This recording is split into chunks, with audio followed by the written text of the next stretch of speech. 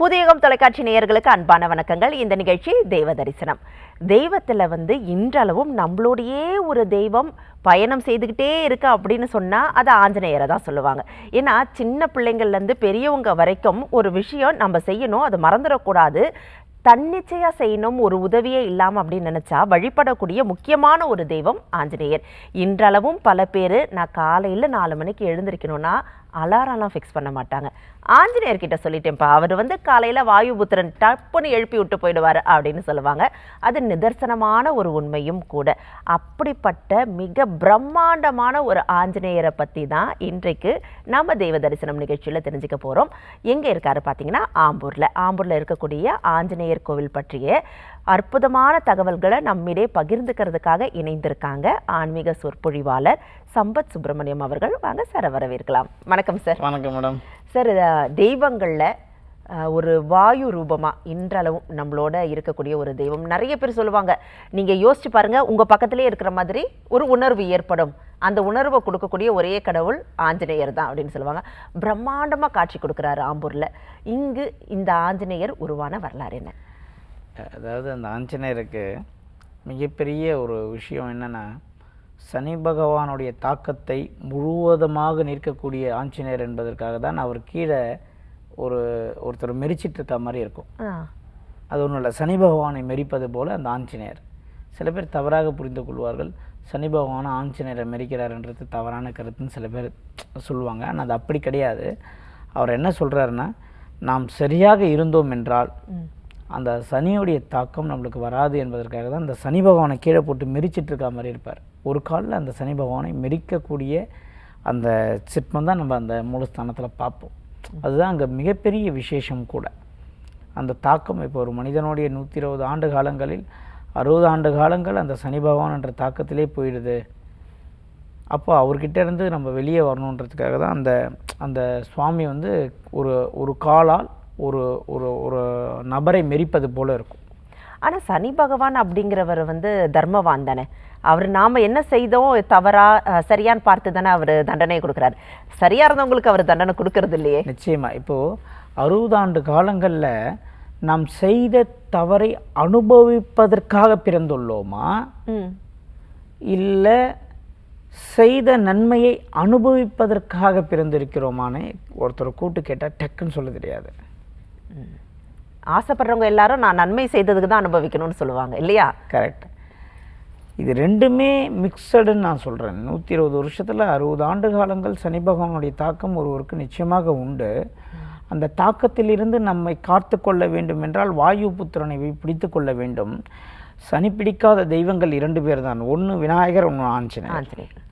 அந்த ஆம்பூர் ஆஞ்சநேயர் சனி பகவானை ஏறி மிதிப்பது போல் இருப்பதற்கு காரணம் அவர் ரொம்ப நீதிமான். யார்? ஆஞ்சநேயர். இவங்க எல்லாம் என்ன நினைக்கிறாங்கன்னா, ஆஞ்சநேயர் போய் கும்பிட்டால் சனி பகவான் நம்மை பிடிக்க மாட்டார். அப்படி கிடையாது. ஆஞ்சநேயர் போல நம்ம இருந்தால் நம்மளை சனி பகவான் பிடிக்க மாட்டார். அப்போ விநாயகருக்கும் அதே தான். விநாயகர் போல நீதிமானா இருந்தாக்கா சனி பகவான் பிடிக்க மாட்டார். அது பிடிக்க மாட்டார். இல்லை, ராகுக்கு எதுக்கே பயப்படுவோம். விநாயகர் அசால்ட்டாக அந்த ராகுக்கு எதை தான் பூனாலாவே போட்டிருக்கார். அப்போ ஆஞ்சநேயர் சிறந்த ஒரு சிஷ்யன். ஆஞ்சநேயர் அப்படியே மாற என்ன பண்ணுறாரு, பொழக்கிறாரு. உள்ள அவர் குருநாதர் ராமா இருப்பார். அந்த அளவுக்கு ஒரு உண்மையும் பக்தியும் நேர்மையும் உள்ளவன்கிட்ட சனி பகவான் என்ன பண்ணிட முடியும்னு நீங்கள் நினைக்கிறீங்க? அதுதான் உண்மையும் கூட. நம்ம ஆஞ்சநேயர் கும்பிட்டா சனி பகவான், நான் வாரம் சனிக்கிழமை ஆஞ்சநேயர் கோயிலுக்கு போகிறேன், எனக்கு 7.5 சனி வேலை செய்யக்கூடாது, அஷ்டம சனி வேலை செய்யக்கூடாதுன்னு நினைக்கக்கூடாது. ஆஞ்சநேயர் போல நீ இருந்தனா சனி பகவான் உன் காலுக்கு கீழே இருந்து உனக்கு அருளை மட்டும்தான் தருவாரே தவிர உன்னை பெருமளவில் சேதப்படுத்த மாட்டார். இதுதான் உண்மை, ரகசியமான உண்மை. அதாவது ஒரு கோவில்லையும் இருக்கக்கூடிய மூலவர் சிலையே நம்மளுக்கு வாழ்வியல் பாடங்களை சொல்லி கொடுத்துட்ருக்கு. நம்ம மூலவர் சிலையை எங்கே பார்க்குறோம்? நம்ம போகிறது ஆஞ்சநேயர் முகம். ஆஞ்சநேயர் வெண்ணெய் வச்சுருக்காரா, வடை மாலை சாத்தியிருக்காங்களா, வடையை பிச்சு கொடுப்பாங்களா, வெத்தலை மாலை போட்டிருக்காங்களா, அபிஷேகத்துக்கு எவ்வளோ, அபிஷேகம் பண்ணால் மாலை நம்ம வாங்கின்னு வரணுமா, இப்படி தான் கேட்குறமே தவிர அவருடைய அவயங்கள் என்ன, கையில் என்ன இருக்குது, கீழே ஒருத்தர் இருக்கார், ஏன் அவர் போட்டு மெரிச்சின்னு இருக்கார், இதெல்லாம் நம்ம யோசிச்சோன்னா ஒரு நாளைக்கு ஒரு கோயில் மட்டும்தான் நம்மளால் போக முடியும். கரெக்டாக ஒருத்தர் கோயிலுக்கு போய் ஒரு கோயிலுடைய தாத்பரியத்தை தெரிஞ்சுக்கிட்டு வரணும்னா காலையில் போனால் ஈவினிங் ஆகும் அந்த கோயிலேருந்து வெளியே வர. அப்போவே இன்னும் நிறைய டேட்டாஸ் நம்மளால் எடுக்க முடியாது. ஆனால் இன்றைக்கி என்னென்னா ஒரே நாளில் 3 கோயிலை பார்த்தால் சிறப்பு, ஒரே நாளில் 2 கோயிலை பார்த்தா சிறப்புன்ற மாதிரி ஒரு ஒரு அட்வான்ஸ் லெவலில் நம்ம வந்து இறைவனை வழிபட்டு கொண்டிருக்கிறோம். மிகப்பெரிய தவறுன்னு நான் சொல்கிறேன்.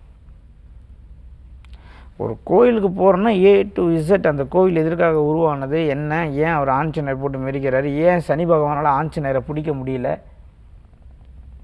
இவ்வளோ பேரை பிடித்த சனி பகவான் ஏன் ஆஞ்சநேயர்கிட்ட நெருங்க முடியல, அப்போ ஆஞ்சநேயர்கிட்ட என்ன இருக்குது, இதெல்லாம் நம்ம யோசிக்க ஆரம்பித்தோன்னா, உள்ளே இருக்கக்கூடிய மூல தெய்வத்தை உற்று கவனிச்சோன்னா நிறைய விஷயம் நம்மளுக்கு புரியும்.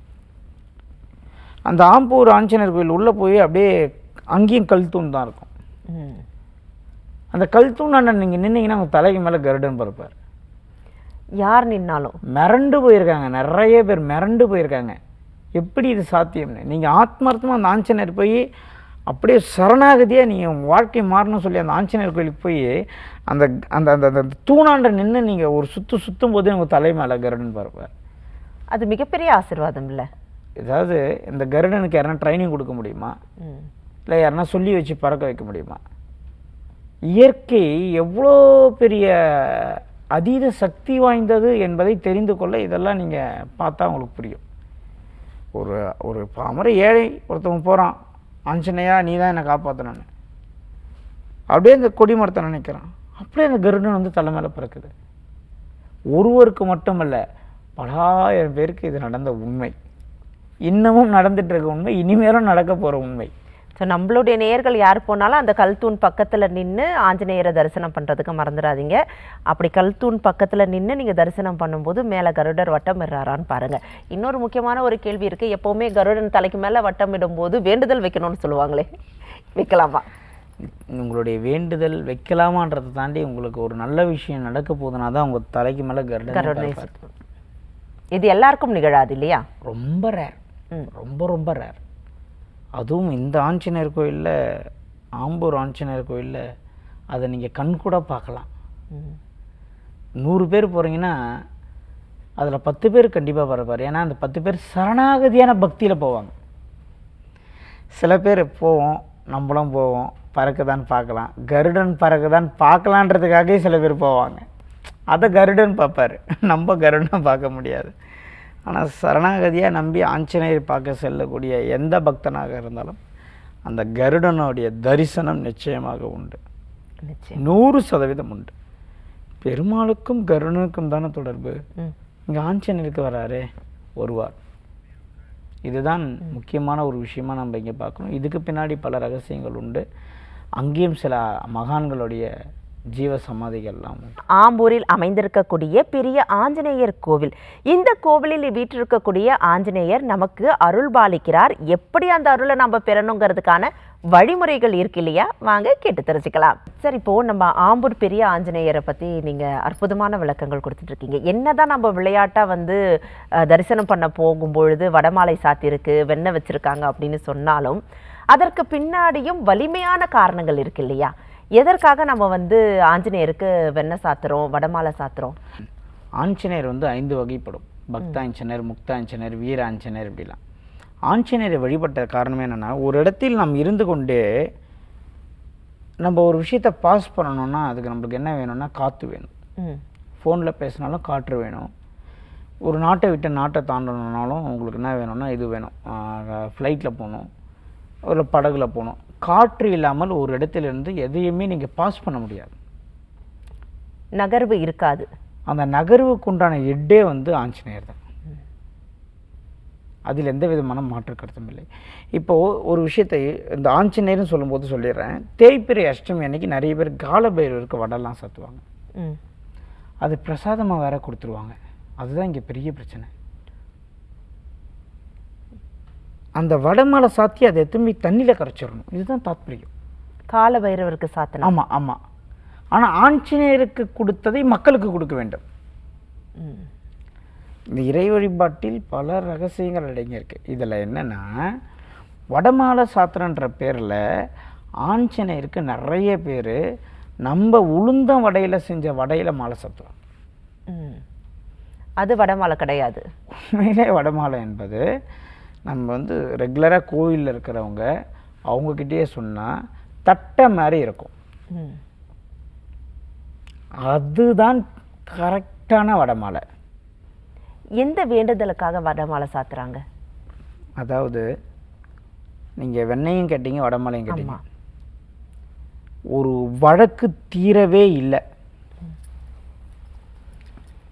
நீண்ட விவாதம் போயிட்டே இருக்கு, ஒரு முடிவே இல்லை. அதுக்கு ஒரு முடிவு வேண்டும் என்றால், முடிவே இல்லாத விஷயத்துக்கு ஒரு முடிவு வேணும். 10 வருஷமாக ஹாஸ்பிட்டலுக்கு செலவு பண்ணிட்டு தான் இருக்கேன், ட்ரீட்மெண்ட்டில் முன்னேற்றமே இல்லை, ஒரு முடிவு வேணும்ல. ம். முடிவே இல்லாத விஷயத்துக்கு முடிவு வேண்டும் என்றால் அந்த வடைமாலை சாத்தி தான் ஆக வேண்டும். அது எப்படி சாத்தணும்னா ப்ரொசீஜரு, 10 வாரம் நம்ம சனிக்கிழமை போகணும், 11வது வாரம் தான் சாத்தணும். 10 வாரம் வெறும் வேண்டுதல் தான். 10 வாரம் வெறும் வேண்டுதல் தான். 11வது வாரம் வடைமாலை சாத்தினீர்கள் என்றால், ஒருத்தருக்கு யூஎஸ் போகணுன்னு ஆசைப்படுறார், விசா ரிஜெக்ட் ஆகுது, 10 வாரம் தொடர்ந்து ஆஞ்சநேயர் கோயிலுக்கு போகணும். 11வது வாரம் அவர் வடமாலை சாத்தினார்னா அவருக்கு இம்மிடியட்டாக விசா அப்ரூவல் கிடைச்சிடும். இதுதான் உண்மையும் கூட, அதில் எந்த விதமான மாற்று கருத்தும் அல்ல. வடமாலை என்பது எதை சுட்டி காட்டுகிறது என்றால், தீராத முடியாத நீண்ட நாள் பிரச்சனைகள் அனைத்துக்குமே ஒரே தீர்வு வடமாலை. 10 வாரம் செல்ல வேண்டும், 11வது வாரம் சாற்ற வேண்டும். நேராக போய் நம்ம அபிஷேகம் புக் பண்ணிட்டு வடமாலை சாத்துவது சிறப்பு அல்ல. ரொம்ப ரொம்ப விசேஷமாக இதை பார்க்கணும். அதன் பிறகு தான் வெண்ணெய். வெண்ணெய்க்கு நீங்கள் வெண்ணெய் அந்த திருமண தாமதம், குழந்தை பேரில் தாமதம், சொந்த வீடு விற்பதா வாடகை விடுவதா அப்படின்ற சில குழப்பங்கள்லாம் இருக்கும். இவர்கள் வெண்ணெய் சாற்றுவது வெண்ணெய் சாற்றுவது என்றால் வெண்ணெய் வாங்கி கொடுக்குவதில்லை, நீங்கள் வாங்கி கொடுக்குற வெண்ணெயை இறைவனுக்கு சாத்தணும். சில பேர் வாங்கி கொடுத்துருவாங்க, அதை சாத்தினாங்களா இல்லையான்னு உங்களுக்கு தெரியாது. இப்போ சனிக்கிழமை போனால் ரஷ்ஷாக இருக்கும், ஆல்ரெடி நிறைய வெண்ணெய் சாத்தி வச்சுருப்பாங்க. நீங்கள் கொடுக்குற வெண்ணெய் இறைவனுக்கு சாத்தும். அப்படி சாத்திட்டாங்கன்னா உங்களுக்கு நிச்சயமாக திருமண தாமதம் எதனா இருக்குது, நாள்பட்ட ஆஞ்சநேயருக்கு நீங்கள் செய்கின்ற பிரார்த்தனை, உங்களுடைய பிரார்த்தனை யாருக்கு போய் சேரணுமோ அங்கே கொண்டு போய் சேர்த்துருவாருன்னு நான் சொல்கிறேன். ஏன்னா அவர் தான் காற்றுக்கு கடவுள், வாயு பகவான்றதுனால சரியான இடத்துக்கு சரியான தகவலை கொண்டு சேர்த்துருவார். ஆமாம், இப்படி ஒரு ப்ரொஃபைல் இருக்குது அப்படின்ற ஒரு விஷயத்த இணையத்து மூலியமாகவோ யார் வாயில் மூலியமாக எத்துமே சேர்த்துருவார். ஒரு இடத்திலிருந்து இன்னொரு இடத்துக்கு ஒரு விஷயத்தை எடுத்து சொல்ல வேண்டும், எடுத்து செல்ல வேண்டும் என்றாலே வாயுபுத்திரன் வேண்டும். அதற்கு அவருக்கு கொடுக்க வேண்டியது இந்த வடமாலையும் வெண்ணையும், அவருக்கு கொடுக்க வேண்டிய நைவேத்தியம். அது கொடுக்க வேண்டியதை கொடுத்தா தானே கரெக்டாக எல்லாமே நடக்கும். பொதுவாகவே நம்ம கடவுளை வழிபடும் போது கடவுள்கிட்ட மனமுருகி வழிபட்டா போதும் அப்படிங்கிறது தான் பிரதானமாக இருக்குது. அதையும் தாண்டி நம்ம சில பிரார்த்தனைகள் வைக்கும்போது அதற்கான பொருட்களை நைவேத்தியமாக நம்ம செய்யும்போது நிச்சயமாக செய்யணும், அதற்கான பலன்கள் கிடைக்கும். ஆமாம், அது கூட எனக்கு ஞானம் வேணும், முக்தி வேணும், மோட்சம் வேணும்னா நீங்கள் எதுவும் செய்ய வேண்டாம். ஆஞ்சநேயரை மானசீகமாக குருவாக ஏற்றுட்டு தியானம் பண்ணுங்க. எனக்கு பொருள் வேணும், வெளிநாட்டுக்கு போகணும், லாஜிஸ்டிக்கு, இம்போர்ட்டடு எக்ஸ்போர்ட்டடு, இந்த மாதிரியான வேண்டுதல்கள்னா செய்ய வேண்டிய நைவேத்தியங்கள், செய்ய வேண்டிய வேண்டுதல்கள், செய்ய வேண்டிய பிரார்த்தனைகள் சரிவர செய்ய வேண்டும். நீங்கள் ஞானம் அடைய போகிறீங்க, முக்தி அடைய போகிறீங்கன்னா இதுக்குள்ளவே நீங்கள் வர வேண்டாம். வீட்டில் உட்காந்து நீங்கள் இறைவனை வழிபட்டாலே நீங்கள் உங்களுக்கு சித்தி அடைஞ்சிருவீங்க. இல்லை நான் பொருளாதாரத்தில் இந்த கலியுகத்தில் அனைவரும் மாதிரி நானும் ஒரு சராசரி மனிதனாக வாழ வேண்டும், எனக்கு கிடைக்க வேண்டியது கிடைக்கணும்னா நீங்கள் கொடுக்க வேண்டியதை கொடுக்க வேண்டும். இப்போது ஆஞ்சநேயர் வழிபாடு அப்படிங்கிறத நம்ம ராமபிரான் அப்படிங்கிற நம்மளுடைய பெருமாளுடைய அவதாரத்தை நீக்கிட்டு பார்க்கவே முடியாது. ஏன்னா எங்கு சென்றாலும் ராமநாமம் ஜபித்தாலே போதும் ஆஞ்சநேயர் அங்கே இருப்பார் அப்படிங்கிறத சொல்லுவாங்க. இங்கே ஆஞ்சநேயருக்கும் ராமருக்கும் இருக்கக்கூடிய அந்த விஷயம் என்ன இருக்குது? ராமர் 7வது அவதாரமாக எடுக்கிறார். 10 அவதாரத்தில் 7வது அவதாரம் ராமர் எடுக்கிறார். அந்த ராமருக்கு ஒரு வாயுபுத்திரன் ஆஞ்சநேயர் மாதிரி ஒரு சிஷ்யன் இந்த உலகத்தில் இன்னொரு பிறவியில் யாருக்கு கிடைப்பாங்கன்னு கூட சொல்ல முடியாது. இந்த இடத்துல ஆஞ்சநேயர் வீட்டில் இருப்பது ஒரே விஷயத்துக்காக தான். ஒரு மனிதன் ராமருக்கு எப்படி ஆஞ்சநேயர் இருந்தாரோ அதே மாதிரி நீங்கள் மற்றவர்களுக்கு உங்களை சார்ந்திருப்பவர்களுக்கு இருந்தீங்கன்னா உங்களுக்கு சனி பகவானால் எந்த ஒரு தொந்தரவும் ஏற்படாதுன்னு ஒரு டெமோ காட்டுற மாதிரி அவர் அங்கே நின்றுட்டுருக்கார். இதை தான் நம்ம இங்கே பார்க்கணுமே தவிர 2 மூலஸ்தானத்தில் 2 இடத்துல சுவாமி இருப்பார். ஒரே மூலஸ்தானத்தில் 2 ஆஞ்சநேயர் இருப்பார். அதில் பிரதான ஆஞ்சநேயரை நீங்கள் பார்க்கணும். இந்த பிரதான ஆஞ்சநேயர் காலில் தான் அந்த சனி பகவான் கீழே இருப்பார். அப்போ ஒரே விஷயத்தை தான் அந்த ஆஞ்சநேயர் விளக்குகிறார். என்னென்னா அவர் ராமருக்கு அவரை மாதிரி உண்மையாக, அவரை மாதிரி ஸ்ரத்தையாக, அவரை மாதிரி பக்தியாக யாருமே இருந்ததில்லை. ஒரு சில இடங்களில் நார்த்தெல்லாம் போனீங்கன்னா ஆஞ்சநேயர் மாற பொழுது உள்ள ராமர் இருக்க மாதிரி சிலைகள்லாம் வச்சுருப்பாங்க. ஆஞ்சநேயர் மாற பொழுது உள்ளே ராமர் இருப்பார். ஸோ ராமருக்கும் ஆஞ்சநேயருக்கும் இருக்கின்ற அந்த வரலாறு அனைவருக்கும் தெரிந்த உண்மையாக இருந்தாலும் கூட அந்த உண்மைக்காக தான் சனி பகவானே ஆஞ்சநேயரை நெருங்க முடியவில்லை என்ற உண்மையை இன்றைக்கி நீங்கள் தெரிஞ்சுக்கங்கன்னு நான் சொல்கிறேன். அதுதான் ஆம்பூர் பெரிய ஆஞ்சநேயர். ஆம்பூர் பெரிய ஆஞ்சநேயருடைய ஸ்பெஷலே அதுதான் அங்கே காட்டுறார். எல்லா இடத்துலையும் ஆஞ்சநேயர் இருக்கார். பறக்கிற மாதிரி இருப்பார். சஞ்சீவி மலை தூக்கி வச்சிருப்பார். சில இடங்களில் பக்தா எப்படி இருப்பார், பக்த ஆஞ்சநேயர், முக்த ஆஞ்சநேயர், வீர ஆஞ்சநேயர், விஜய ஆஞ்சநேயர் இப்படி இருக்காங்க. ஆனால் ஆம்பூர் பெரிய ஆஞ்சநேயர் ஒரு மனிதன் எப்படி இருக்க வேண்டும் என்பதை சுட்டி காட்டுகிறார். சூப்பர்.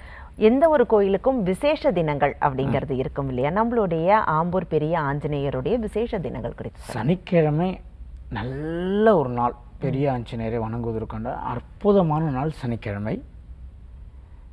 ராம நாமத்தை சொல்லியோ நீங்கள் ஆஞ்சநேயருக்கு அனுமன் சாலிசான்னு ஒன்று இருக்குது. அதை சொல்வதை காட்டிலும் ராமநாமம் சொல்வது மிக சிறப்புன்னு நான் சொல்லுவேன். ஜெய் ஸ்ரீராம்னு சொன்னாலே போதும், அனுமன் தானே ஓடி வந்துருவார். ஆமாம், ராமநாமத்தை சொல்வது மிக சிறப்பு. சனிக்கிழமை சென்று வழிபோது மாபெரும் மாற்றத்தை ஏற்படுத்துவார். ஆம்பூர் ஆஞ்சநேயர் அவர் உணர்த்துவதை சனியுடைய தாத்பரியத்தை உணர்த்துறதுனால சனிக்கிழமை சென்று வழிபடுவது மிகப்பெரிய ஒரு மாற்றத்தை ஏற்படுத்தும். பொதுவாகவே சொன்னீங்க, ஒரு மனிதன் தன்னுடைய வாழ்நாளில் 60 ஆண்டுகள் கட்டாயமாக சனி பகவானுடைய பிடியில் தான் இருப்பார் அப்படின்னு சொல்லிட்டு, அதற்கான மாற்றம் வேண்டும்னா கட்டாயமாக ஆஞ்சநேயரை சென்று வழிபடணும். நிச்சயமாக அர்த்தாஷ்டம சனி, எல்ரச்சனி, கண்டச்சனி இந்த மாதிரி இருக்கிறவங்க யாராக இருந்தாலும் நிச்சயமாக பெரிய ஆஞ்சநேயரை போய் வணங்கினாங்கன்னா பெரிய ரிலீஸ் கிடைக்கும். நான் எப்போவுமே ஒரு விஷயம் கேட்பேன், ஆஞ்சநேயரை சென்று எந்த கோவிலாக இருந்தாலும் என்ன வழிபாட்டுக்கான பொருட்கள் வாங்கிட்டு போகணும். நான் ஆஞ்சநேயர்கிட்ட போகிறேன்னா என்ன மன மாறுதலோடு போகணுங்கிறது தான் இங்கே நான் கேள்வியாக முன்வைக்கிறேன். நிச்சயமாகவே ஆஞ்சநேயர் சனி பகவானை நெருங்க சனி பகவான் ஆஞ்சநேயரை நெருங்க முடியல. அப்போ ஆஞ்சநேயர்கிட்ட என்ன இருக்குது அப்படின்னா அவர்கிட்ட எந்த ஒரு தவறுமே இல்லை. ஆனால் அந்த அளவுக்கு தவறுகளை மனிதனால் ஒரு குறிப்பிட்ட காலகட்டத்துக்குள்ளே மாற்றிக்கொள்ள முடியுமா? நிச்சயமாக மாற்றிக்கொள்ள முடியும். அதுக்குண்டான நேர காலங்கள் வரும்போது நிச்சயமாக அதுக்குண்டான ஆள், அதுக்குண்டான குரு, அதுக்குண்டான கைடு பண்ணுற ஃப்ரெண்ட்ஸ் எல்லாமே வருவாங்க. அது அந்த லூஃபோல பிடிச்சி மேலே ஏறி வந்துடணும், இல்லைன்னா ரொம்ப கஷ்டம். அதற்கு கட்டாயமாக நம்மளுடைய பெரிய ஆஞ்சநேயர் ஒரு பெரிய உதவிகரமாக இருப்பார். பெரிய உதவிகரமாக இருப்பார். ஒன்றும் இல்லை, நம்ம 24/7 இந்த இயற்கையை நம்மளை வாட்ச் பண்ணிகிட்டே இருக்குன்னு ஒருத்தர் நினச்சாலே ஜெயிச்சிடலாம். நம்மளை மீறிய ஒரு சக்தி கட்டாயமா இருக்கு. அதுல யாருமே இல்லைன்னு சொல்லவே முடியாது. அது பிரபஞ்ச சக்தியா இருக்கலாம், தெய்வ சக்தியா இருக்கலாம், யாரா வேணாலும் இருக்கலாம். ஆனா நமக்கு மீறிய ஒரு சக்தி இருக்கு. அது 24/7 நம்மளை வாட்ச் பண்ணுது அப்படின்னு நம்ம நினைக்கணும். அது நினைக்கிறவங்களுக்கு ஒரு தப்பு செய்யறதுக்கு முன்னாடியும் நிச்சயமா இது இறைவனுக்கு தெரியும் நினைச்சிட்டான்னா அவன் எந்த தப்புமே செய்ய மாட்டான். இதுதான் ரொம்ப முக்கியமாக நம்ம ஆஞ்சநேயர் நம்மளுக்கு உணர்த்துறாரு. நிச்சயமா ஒரு வாயுபுத்திரன் அப்படின்னு சொல்லும்பொழுது நீங்க சொல்ற மாதிரி நம்ம தவறுகள் செய்தோம்னா ஒரு காற்றுக்கு தெரியாம இருக்கிறதுக்கான வாய்ப்பே கிடையாது. அப்ப வாயுபுத்திரன் நம்மளை பார்த்துக்கிட்டே தான் இருக்கிறாரு. சனி பிடியிலேருந்து தப்பிக்கணுங்கிற ஒரே காரணத்துக்காக போயிட்டு ஆஞ்சநேயரை வழிபாடு செய்யணும் அப்படிங்கிற மனதை மாத்திக்கிட்டு தவறே செய்யாம இருங்க, போய் ஆஞ்சநேயரை வழிபாடு செய்யுங்க, சனி பகவானே உங்களுக்கு துணை நிற்பாருங்கிற அற்புதமான விஷயத்த நம்மளுடைய ஆம்பூர் பெரிய ஆஞ்சநேயர் விளக்கமா நம்ம நேயர்களுக்காக சொல்லியிருக்கிறாரு. அதை நீங்க நம்ம நேயர்களோட பகிர்ந்துருக்கீங்க. நேயர்கள் சார்பாக மிக்க நன்றி. நன்றி மேடம்.